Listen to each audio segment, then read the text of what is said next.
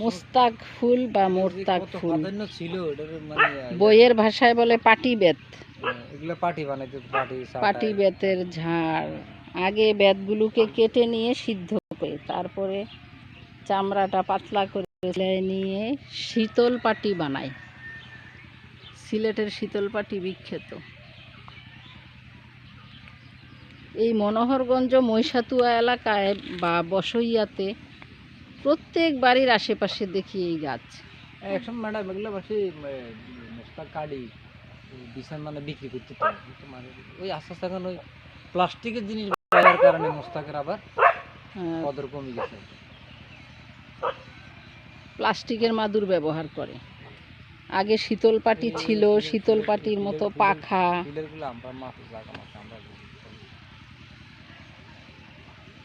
অনেক সুন্দর ফুল, সবুজ চকচকে সবুজ পাতা। এটা কচি পাতা।